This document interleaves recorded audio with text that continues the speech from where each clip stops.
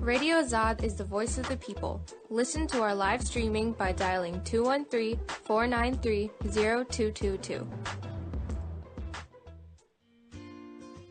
Excel Dental Care is a full-service dental office for patients of all ages. They provide services including general and preventive dentistry, restorative, periodontal, emergency dental treatment, extractions, and sedation. They are insurance-friendly and make your dental treatment affordable and pleasant. They're conveniently located at 3851 South Stonebridge Drive, Suite 100 in McKinney. Look them up at myexceldental.com. Mention Radio Azad to receive 15% off on any dental treatment. This is a limited time offer. Call Excel Dental Care today to schedule an appointment. 214-504-9400.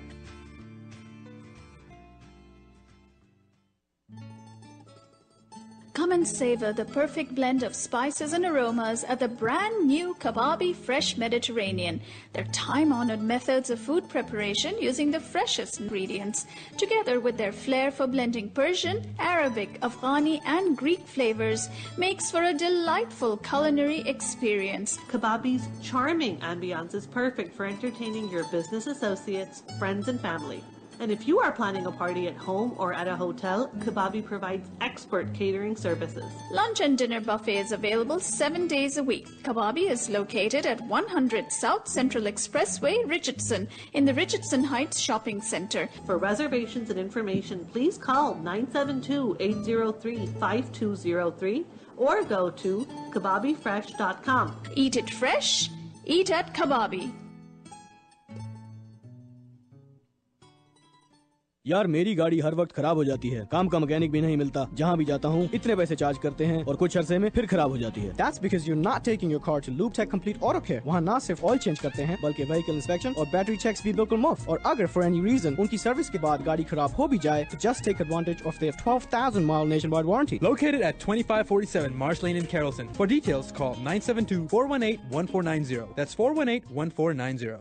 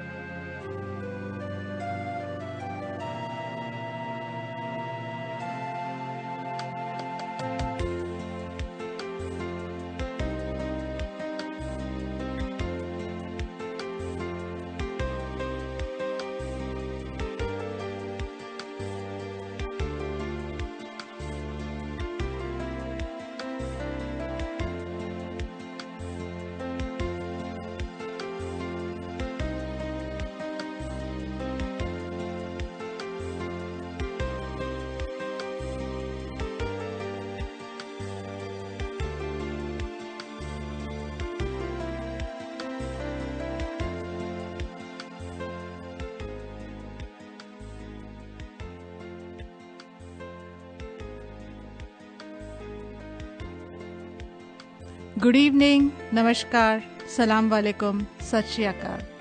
Welcome to our listeners in Dallas, Fort Worth and all over the world. You are listening to Radio Azad, Voice of the People, the leading platform for South Asian community in Dallas, Fort Worth and around the world for quality news, talk, music and entertainment. I am Nandita Ramesh, your host for the show Kitabon Mein Likha Hai. It is our honor and privilege to have with us today author and coach Nilima Bhat. Nilima Bhat is a multifaceted personality. She is a personal and business coach, and her book Shakti Leadership, Embracing Feminine and Masculine Power in Business was recently released. She is a facilitator for personal and collective transformation with focus on conscious leadership, diversity and inclusion, and gender reconciliation at the global level. She has 24 plus years of corporate experience and consciousness-based health and growth training. She headed corporate communications for an ITC Hotel, Philips and ESPN Star Sports before certifying as a Shivananda yoga teacher and taking up the integral yoga of Sri Aurobindo and the Mother. She is also a dancer and choreographer, co-founding a dance company, Sri Shakti, to demystify Indian dance and spiritual sciences for international audiences. She has lived in Germany, Singapore, UK and Hong Kong and has spent the last couple of years between India and US. She is serving as guest faculty at the Whole Foods Academy, Austin, and in business schools such as the Bentley University, Babson College in Boston, and also she is part of the faculty for Esalen Institute in Big Sur. Welcome to the show, Nilima. Can you hear me? Yes, Nandita. Thank you. Thank you for having me. And thank you for that lovely introduction. Such a fascinating journey, all the way from the corporate world to yoga, from dance, spirituality, business, coaching, all of this together. So tell us something about yourself. How did you make this transition and this journey? So, Nandita, the story is maybe like most urban middle-class Indians. I had a naval background, but I grew up with the hard work ethic, and it was about achieving and, coming first in class and being the best you can be. Like all good Indian parents, my parents brought me up that way. And so I entered the corporate world thinking that's the way to succeed. I need to tick the boxes for success, and having a corporate job is what would give me success. I spent 10 years in the corporate world, and then I hit a moment of personal questioning. I was at the height of my career. I was looking after corporate communications for 25 countries across Asia Pacific for ESPN Star Sports. And I suddenly found that I was not finding meaning and satisfaction in my work. I was asking myself, I've earned a lot of money. I've ticked all the boxes of success. But am I really making a difference? Is this what I was born for? I knew from a very early age that I was very privileged. I had a lot of talent, and there was a sense of destiny, a sense of potential to be fulfilled. And I suddenly felt underwhelmed by where I was putting all that potential in service of. I felt I can't be doing this to serve myself, and companies can't be doing this to serve themselves. Where is the meaning and purpose in all this, the higher purpose? How are we making real impact, real difference, solving real problems for the world? And that led me to giving up the corporate life. And it was interesting. We were in Singapore, and I had an English friend. And she said to me, Nilima, you're asking very existential questions. These are kind of questions your culture has answers for. So you're Indian, go back and find the answers in your Indian culture, in your Indian wisdom. Very interesting. That's how I took up the study of yoga and Vedanta. Because I'm a dancer, I thought if I do yoga, it's body-based work. Maybe that's my window to Indian wisdom. And the day I found yoga, it was 15 minutes down the road in Putney. We had moved to the UK by this time. We were living in Wimbledon. And I came to yoga. I saw the picture of Swami Shivananda, and I have never looked back since. Something very deep resonated and connected with him. And I took the mantra diksha. I took to meditation. I took to yoga. I went on to become a certified Shivananda yoga teacher. And I find that yoga is such a comprehensive body of work, so integral. It addresses the body, the mind, the spirit, all of life, that it includes all the different wisdom traditions effortlessly in it. It doesn't deny any other wisdom tradition. You can integrate it all. You can bring it all to your practice. So yoga is definitely my path. And I now bring everything I bring yoga to that. I bring the principles of yoga and the attitude of yoga, the practices of yoga, which is not just the physical practices, but really the ability to connect with the deeper self and to bring that to the situation. So basically integrating the spiritual and the business world. Since you came from the corporate world, you kept the experience from there and integrated it with the answers which you got from your yoga. Yes. And Conscious capitalism is a movement that I discovered in 2010 when I met Raj Sisodia, who is a professor currently at Babson College in Boston. And he was the co-founder of this movement along with Shubhro Sen, who was also back then in Boston. And a whole bunch of amazing people, including John Mackey of Whole Foods and Kip Tindall of Container Store, Doug Rao from ex-Trader Joe's. So some very interesting business leaders and academicians had come together to reform capitalism, to make it more conscious and to effectively bring out its true purpose, return it to its original goodness. And when I discovered that, I realized, this is the perfect place for all that I have now learned on my journey to now bring to. So should I tell you a little bit about conscious capitalism? Sure. This is something which I just learned today. I truly didn't know about, and I am also working in the corporate world. I work in the IT sector. This week's by chance I had some leadership trainings, but I never heard this term conscious capitalism. The whole movement has eluded me. I learned about it today thanks to your book. So it would be nice to know more about this. So a very simple way to understand it is they have brought it down to 4 basic tenets. Okay. So to be a conscious capitalist or to be a conscious company, you need to be based on these 4 pillars, so to speak. The first is your company should have a purpose beyond profit. It should have a higher purpose. I love the way John Mackey says it. It's like the narrative out there for business is that the purpose of business is to make profit for its shareholders. Whereas John Mackey says, that's so crazy to say, it's like saying the purpose of life is to breathe. Interesting, yeah. That yes, we need to breathe, and yes, we need to make money in order to sustain ourselves. We need to be profitable, but that cannot be the purpose of why we do what we do. Our purpose should be something that makes things better in some way through your product or service. So you should have a higher purpose beyond profit. Otherwise, what's the point? Why would you leave things the same or worse? Where's the intelligence in that? The second tenet is a conscious company has conscious cultures. It's based on conscious culture. So when you enter a space that is a conscious company, you can feel the love and care. It's built on love and care versus the usual, power-hungry, corrupt power games we tend to play, win-lose competitive games that we tend to have, that creates a culture of fear and, bad competition.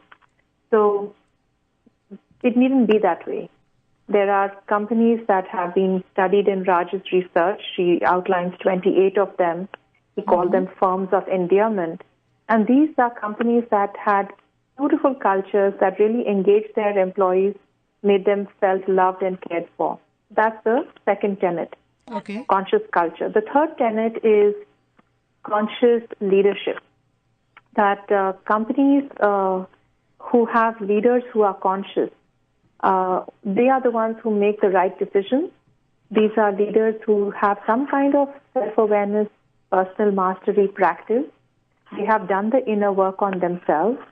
They are aware of how they are showing up. They are aware of the impact of their behaviors on people around them.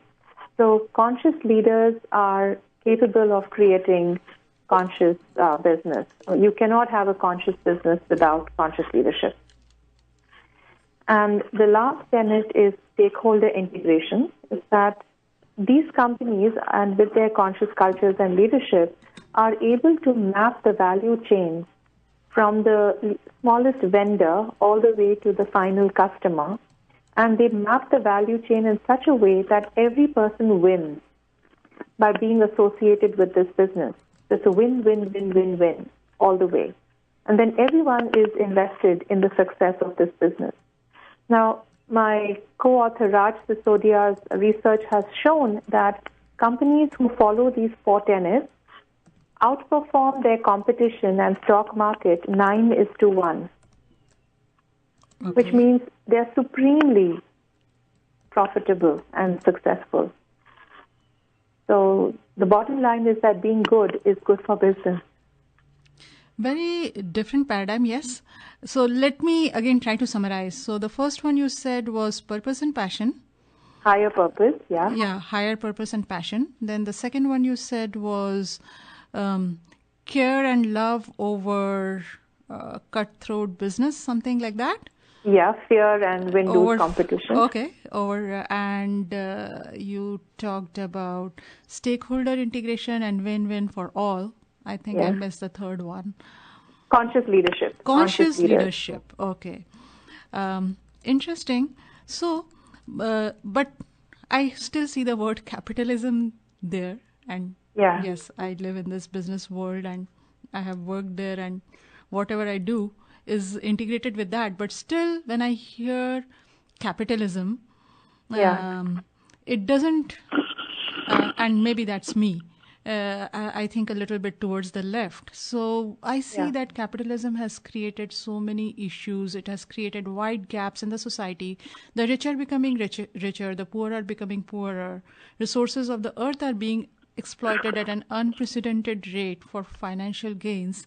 So when we are talking of all these bigger values, is this going to be just lip service? This is what I'm afraid of, because finally there is some kind of trade-off. Every time there is a trade-off, because you cannot, it's good, win-win is good, but every time someone or the other loses to some extent. And I might be a skeptic here, Nilima, and I won't pursue this line too much, but just asking you a question here. So my way of entering this movement is, after it was already called that, it was called conscious capitalism. And my interest is more in the conscious leadership realm. And I'm that one tenet. And of course, everything else flows from there. And I have made my peace with that term capitalism by simply calling this conscious entrepreneurship or conscious business or conscious organization. Okay. So when I hear this term conscious, and maybe I'm missing it because I haven't done too much of the study of Vedas or yoga. For me, I have looked at yoga more as a physical exercise way of looking at it. So explain to me this term, conscious. So consciousness, certainly from the Indian wisdom tradition, and now how it is also understood around the world, is that we basically have two selves. We have the ego self, which is our limited self. It is the one that gets caught up in fear and survival and, lack, scarcity consciousness. And then we have a higher self, which is that part of us that is at one with the grand scheme of things, that is wise, that has powers and capacities that can lead us to our full potential.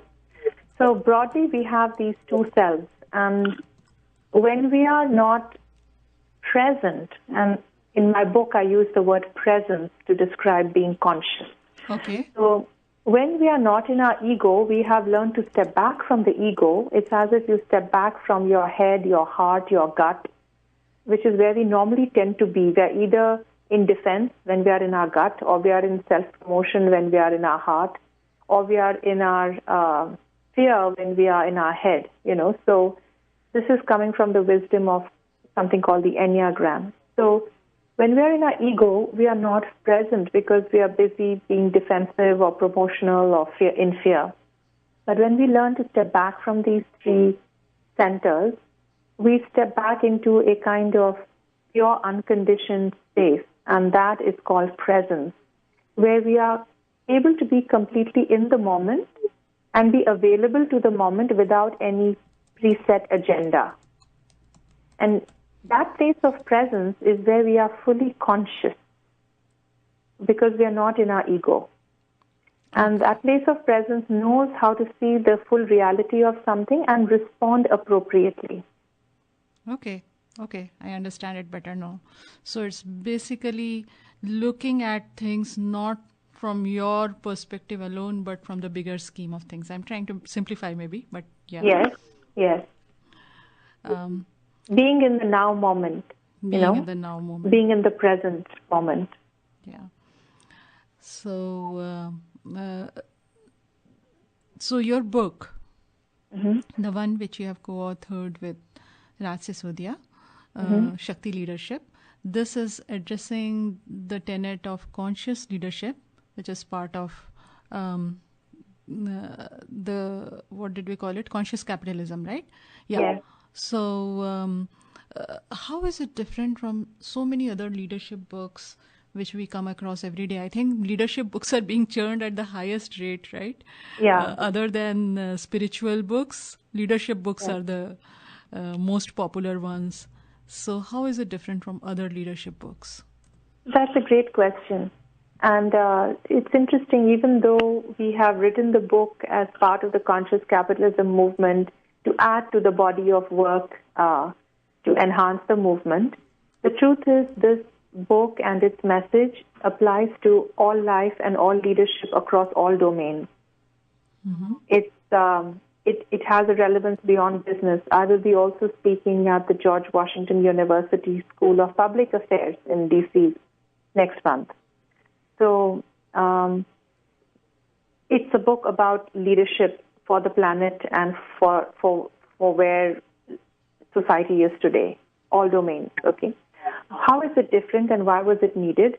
Many of the books on leadership out there are still talking about how should leaders change their behaviors.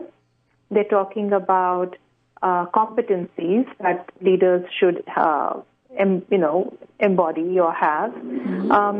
Sometimes they go one level below and they talk about what values are you coming from and what values do you hold dear. It's a very much outside-in approach. Whereas coming from the yoga background and the Indian wisdom tradition, a group of us who were part of this collaborative called the Chitta Sangha had been working on a model of conscious leadership which said it has to be from the ground up. It has to be from the inside out.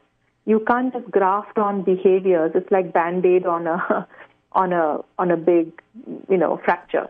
So if you have to be truly effective as a leader and to be a conscious leader and embody certain competencies and behaviors that you're able to actually own and hold and authentically carry through, you have to come from a different base. You can't be based on your ego. You have to come from the ground of being itself, which is consciousness.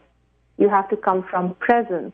And from presence, you have to be able to have cultivated these three capacities of being whole, being flexible, being congruent, and I can talk about that some more later. And only then are you ready to manifest that as behavior that people see on the surface of your life. So it's a very inside out, it's grounded and it's founded on a deeper ground rather than just, external behavior change. So it's based on authentic change. So was this driven by the changes which we are seeing in the business world? We had been used to a very hierarchical style and now everything is becoming more flat, or we have more peer-to-peer, very matrix organizations where you have to work.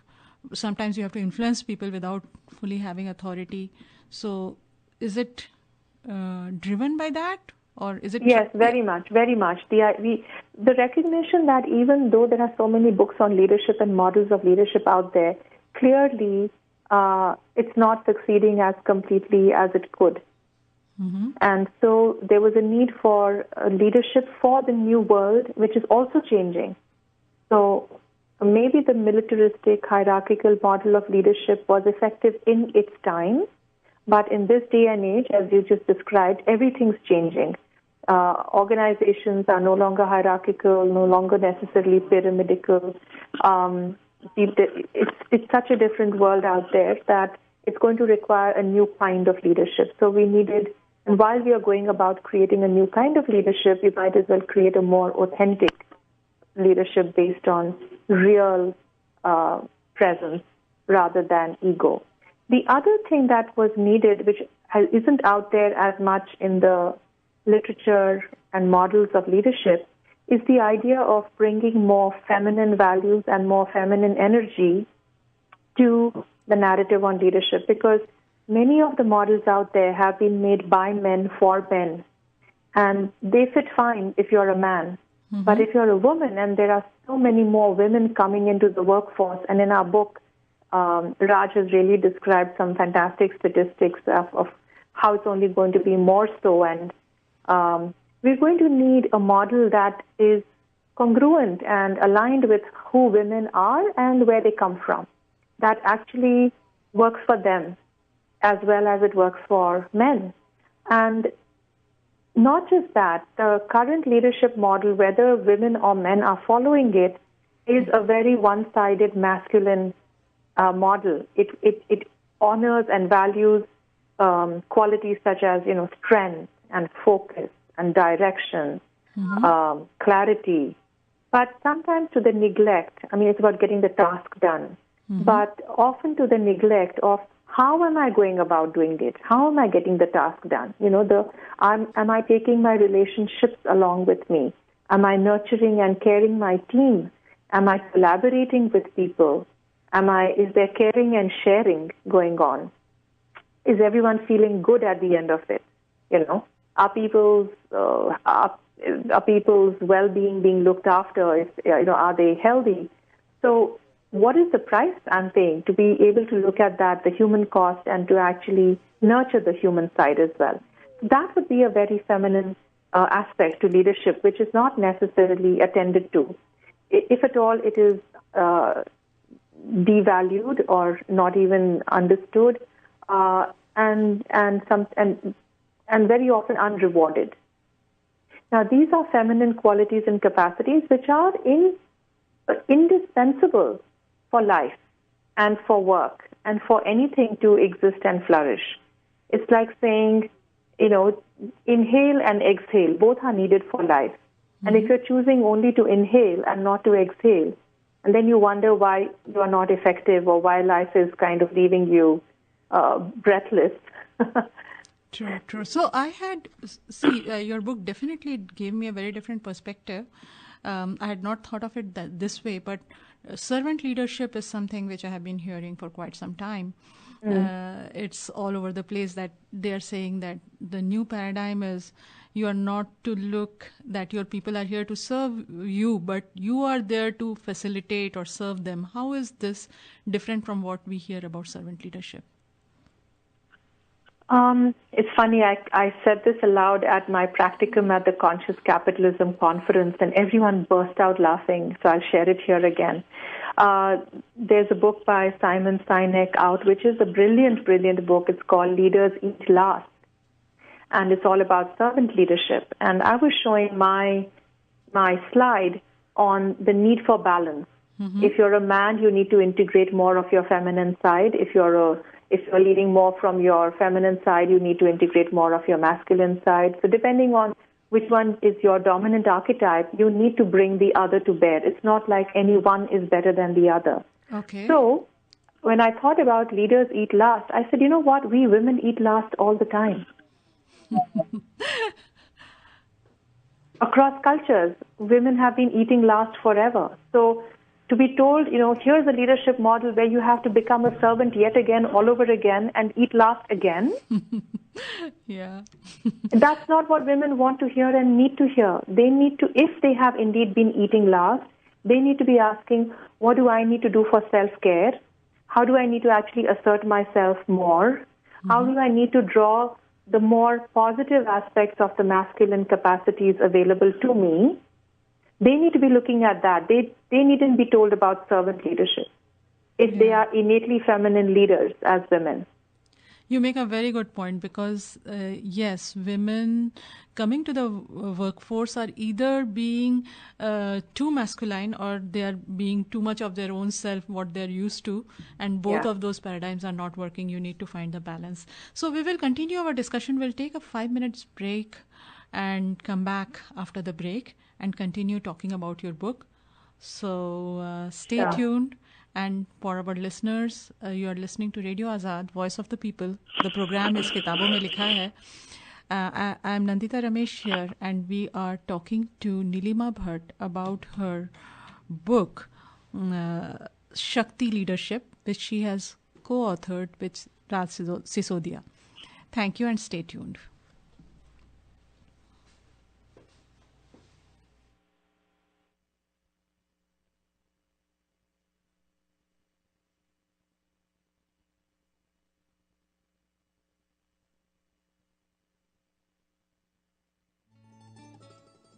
Come and savor the perfect blend of spices and aromas at the brand new Kababi Fresh Mediterranean.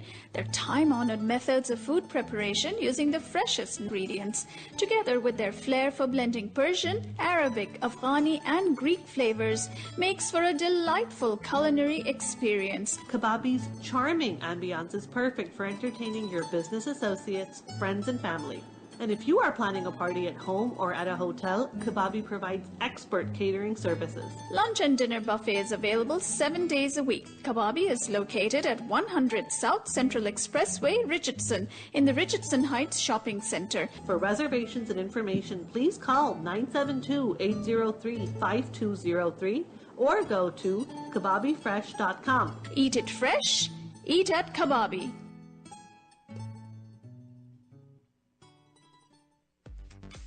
Radio Azad is now hiring marketing executives for Radio Azad and TV One. People from all across the US are welcome to apply. Please send your CV to info@radioazad.us. For information, please call 469-358-2321. Be a part of a very dynamic team here at Radio Azad, Voice of the People. If you are looking for a dentist in the Dallas area, then you can look no further than Shifa Dental, located conveniently in Plano. They provide high-quality, comprehensive general, restorative, and cosmetic dental services to patients of all ages. Shifa Dental offers a 60% discount for any treatment for their club members. Shifa Dental accepts most major dental insurances. Early morning and evening hours are also available for your convenience. For more information, please visit www.shifadental.net or call 469-277-3737. Everyone deserves a beautiful smile. So go ahead and schedule an appointment at Shifa Dental today.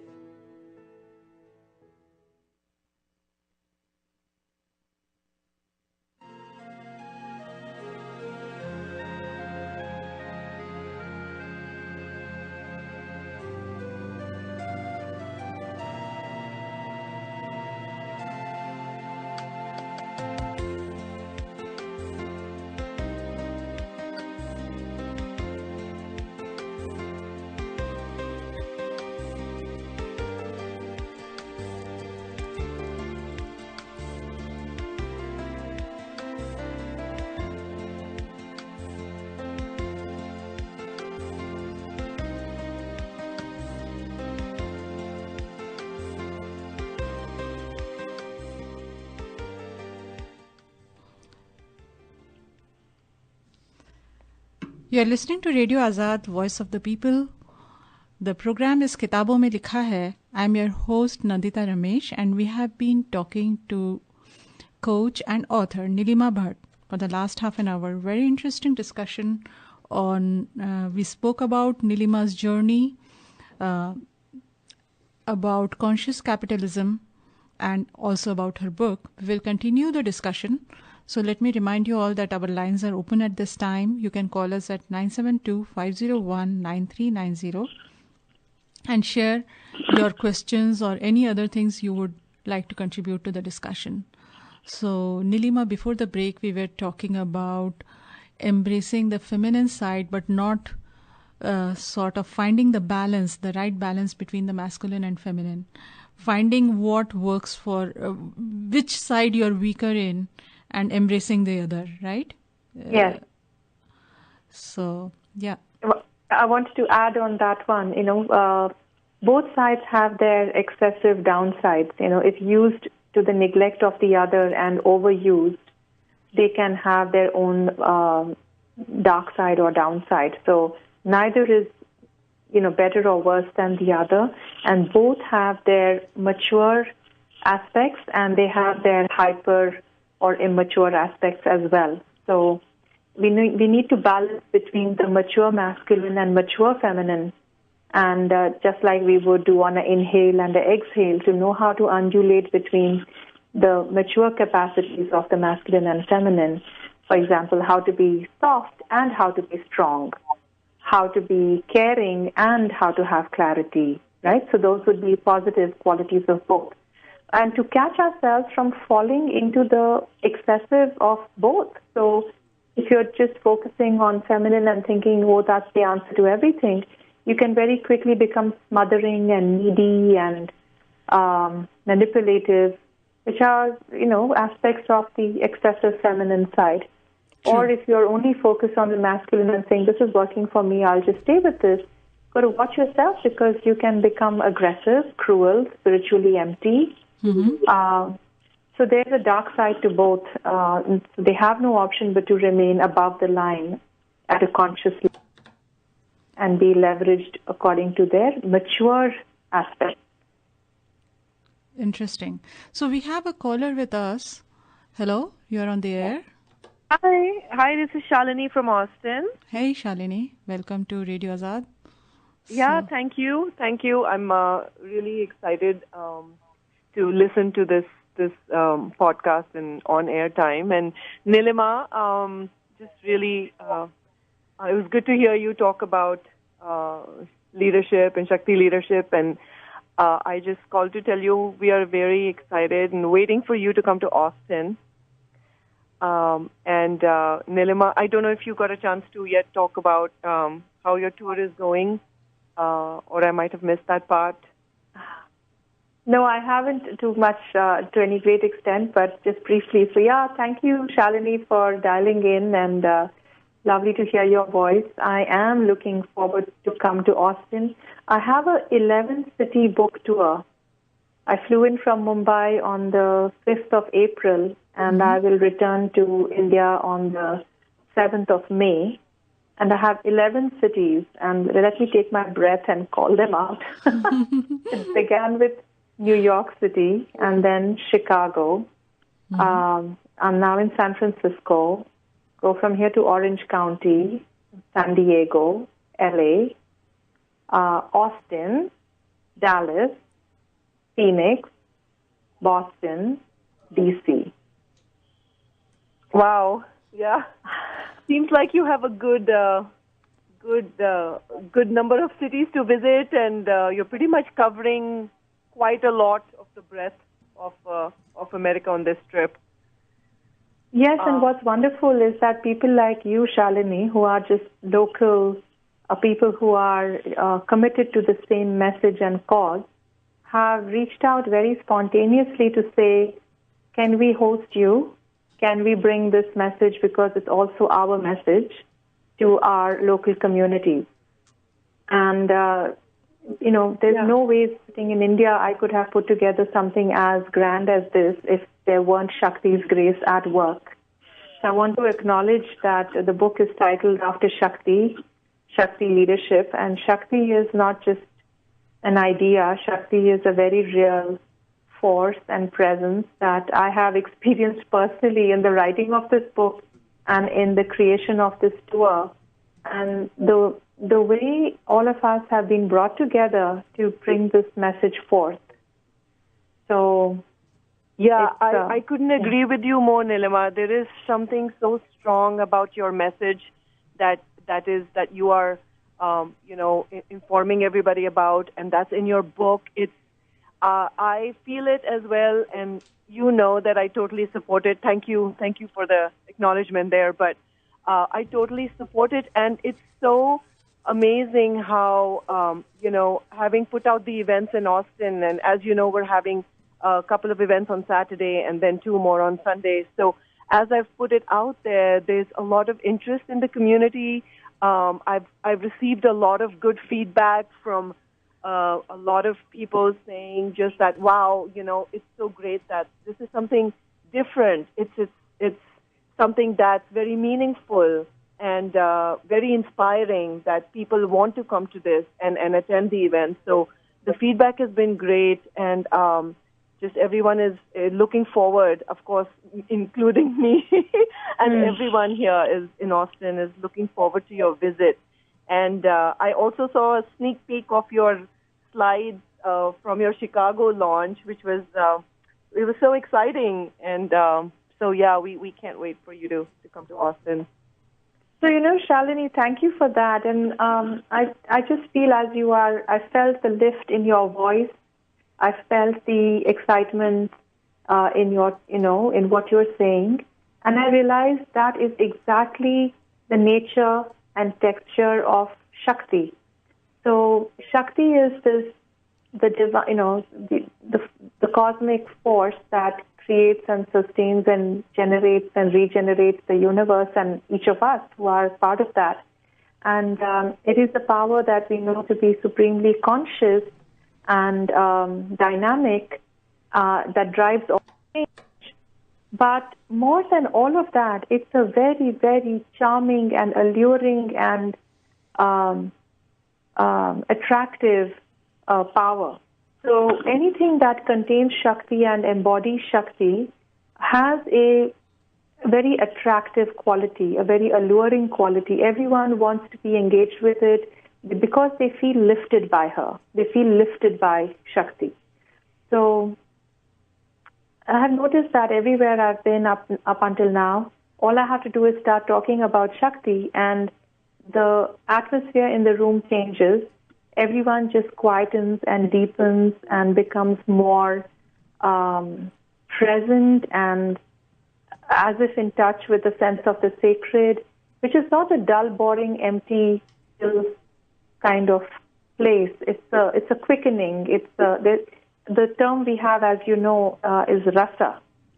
There is a juice, there is a joy, there's an ananda. And the vibration of that just lifts us and is unmistakable, actually, if you start looking for it.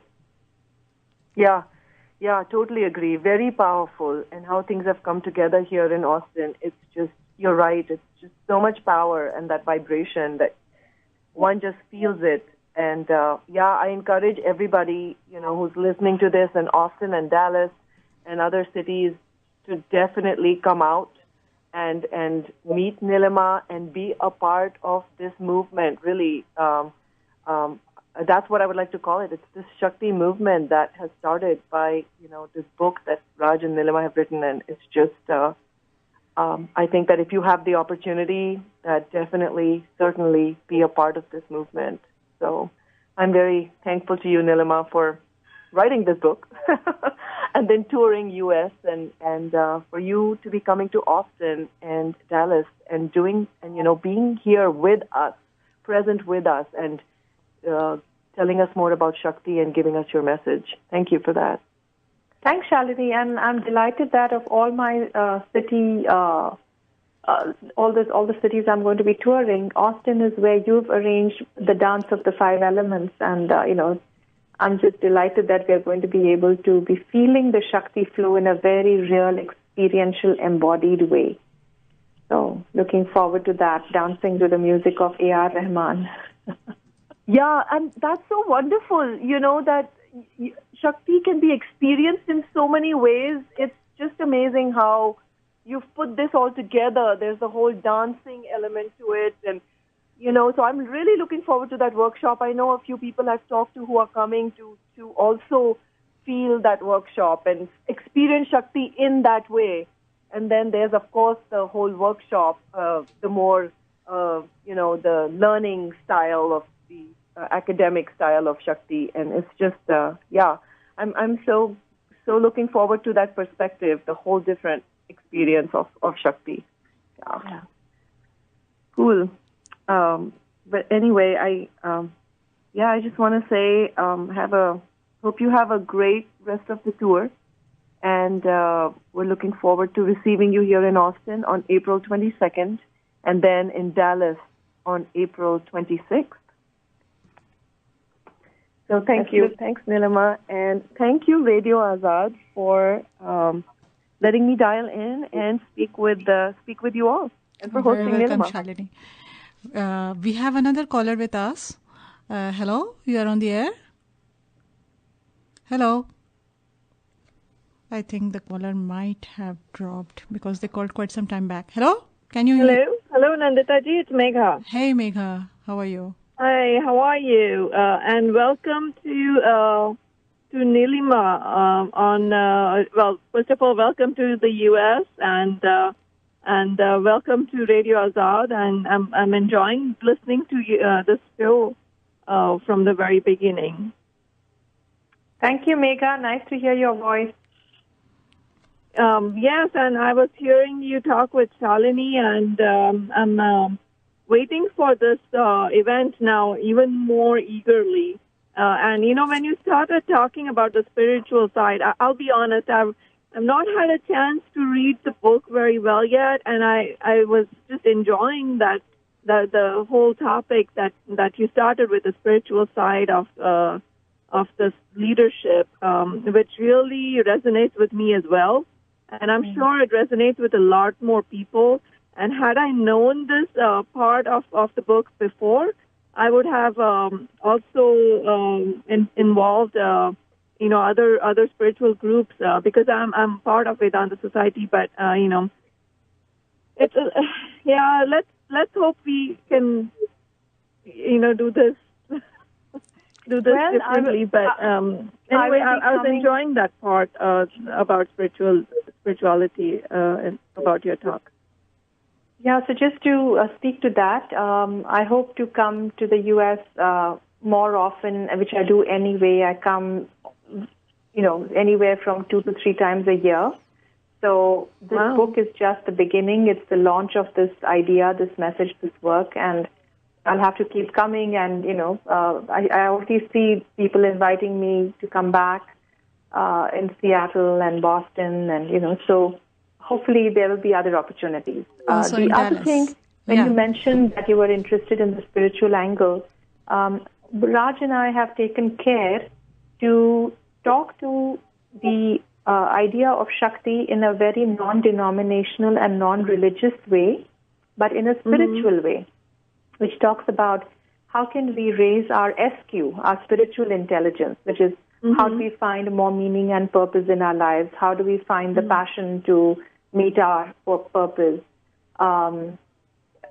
It uses mythology as psychology and ideas from mythology as ways to activate these forces within us, whether it's regardless of our religion. We all have these powers that move us and that are inside us. How can we activate them?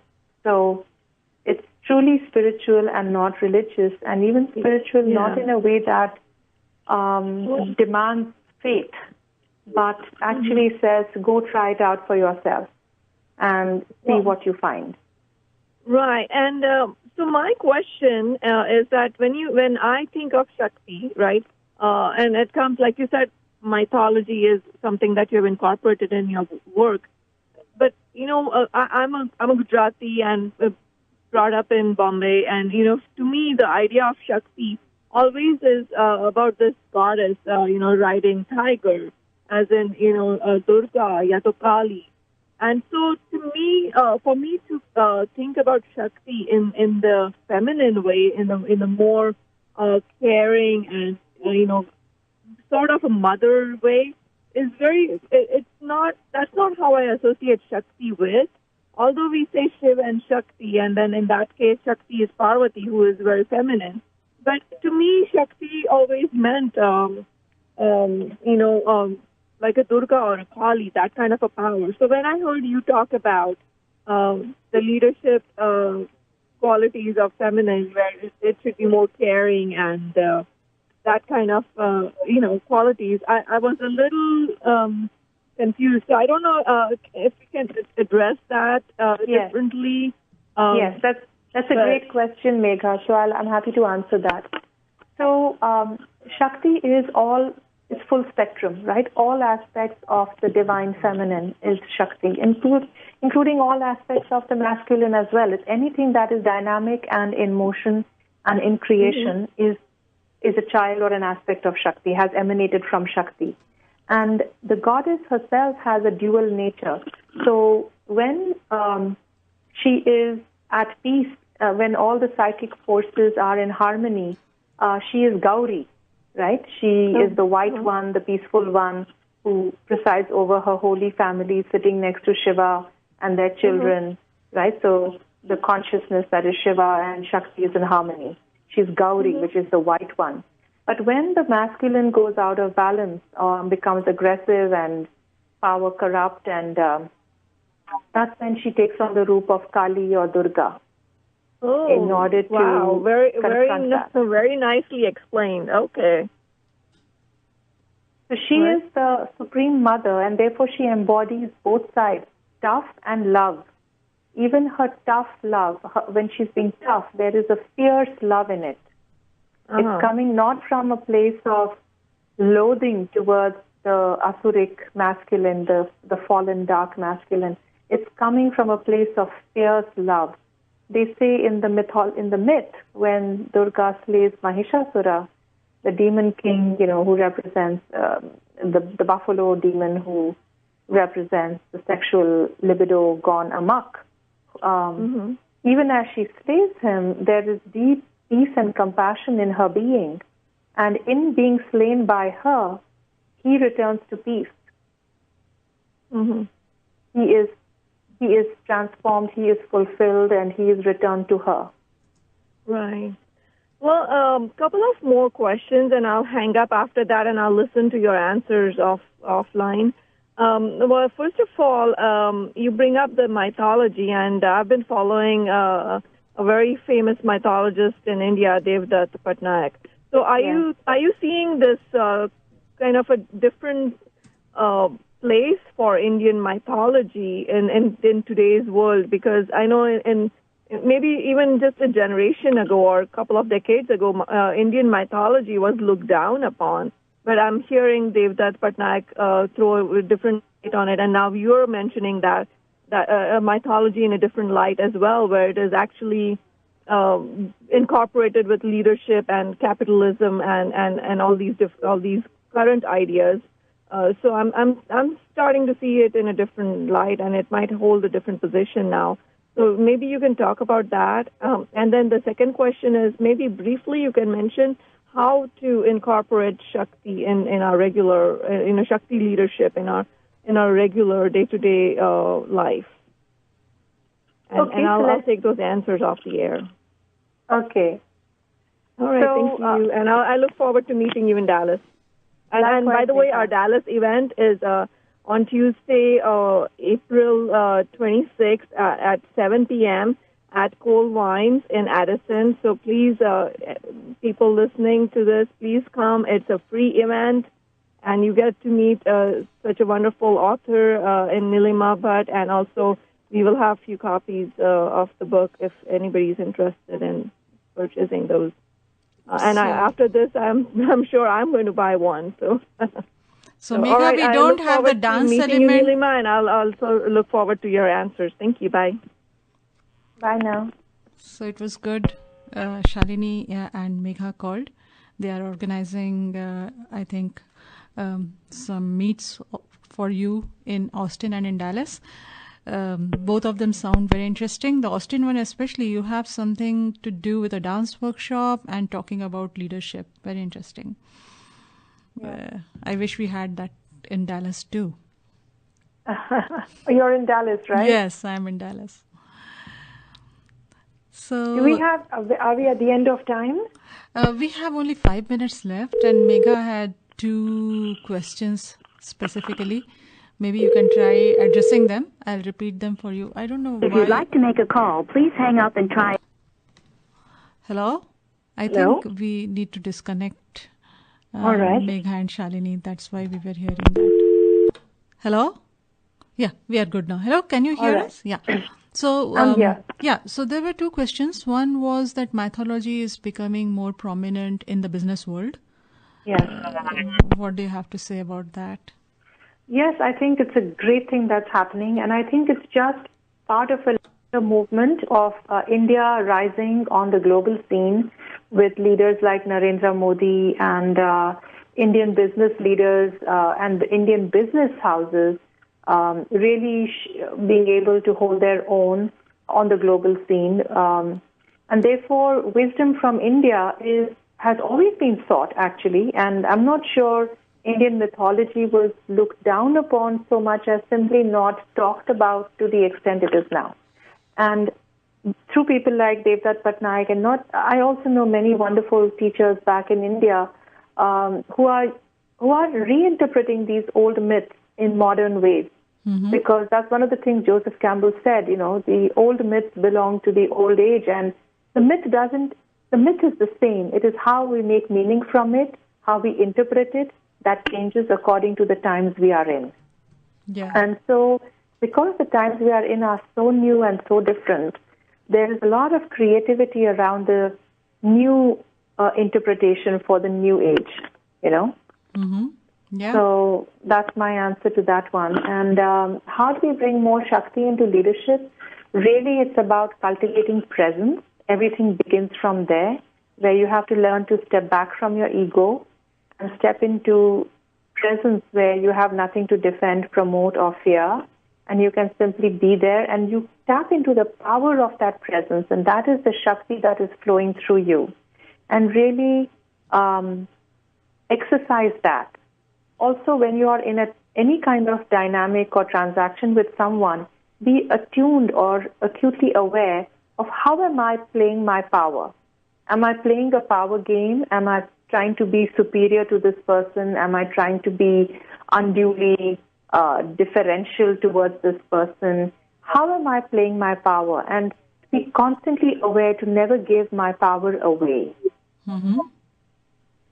And as long as I can honor the power that's moving me and through me, I'm honoring Shakti, and then whatever is appropriate will be embodied in the moment. If I need to be more masculine, I will do so with awareness, with presence. If I need to be more feminine, I will do so with presence. Excellent answers. Thanks, Nilima. I think it was a very inspiring discussion. It was very good to hear from you about your book. A very different perspective to leadership. Look forward to hearing you in Dallas. I wish I could have gone to Austin and joined the dance workshop, but that will be for another time. As you said, you may be coming again, and maybe we will have a different form of your workshop in Dallas. And from what I'm understanding, that you're also looking at doing some leadership workshops, right? Where you get to practice these concepts. Yes. Okay. So I guess we'll get a chance to participate in one of those sometime. And commendable work here. Congratulations on your book, and wish you all the success in the launch of your book. Thank you so much, Nandita, and I want to acknowledge you for the calm and deep presence you have held in this interview and brought out such wonderful ideas from all of us. So thank you. So see you soon in Dallas. So, all right. Bye. Thank you, Nandita. Bye now. Bye now. And you were listening to Radio Azad, Voice of the People, Kitabon mein likha hai. And we were discussing with Nilima Bhat about her book, Shakti Leadership, Embracing the Masculine and the Feminine Power in Business. She is going to be in Austin and in Dallas. She is on her book tour now through 11 places in the US. As part of her tour, she will be in Austin and in Dallas. She will be in Dallas on April 26th. So please join Nilima. And Megha will be posting more details about the venue and how to join in the discussion.